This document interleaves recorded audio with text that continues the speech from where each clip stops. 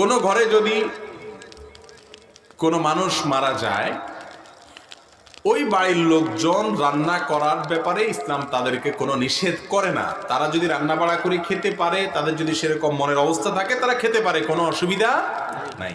কিন্তু এলাকাবাসীর দায়িত্ব হলো কোনো ব্যক্তি মারা গেলে তার পরিবারের জন্য, ওই বাড়ির লোকজনের জন্য খাবার দাবার রান্না করে প্রতিবেশীরা, আত্মীয় স্বজনরা তাদের জন্য পাঠাবে। কারণ তাদের মন খারাপ, প্রিয়জন হারিয়েছে, মারা গেছেন, তাদের রান্না বাড়া করার মতো মানসিক অবস্থা নাই। এই জন্য আশপাশের বাসা বাড়ি থেকে, ঘর বাড়ি থেকে কেউ মারা গেলে তাদের জন্য খাবার পাঠানোটা সুন্নাত। খাবার পাঠানোটা কি সুন্নাত। তিরমিজি বর্ণিত হাদিসে রাসূল আকরাম সাল্লাল্লাহু আলাইহি সাল্লাম বলেছেন, ইসনাউ লিআলি জাফর তুআমা। জাফর রাদিয়াল্লাহু তাআলা আনহু, আলী রাদিয়াল্লাহু তাআলা আনহুর ভাই, তিনি যখন মারা গেলেন মুতার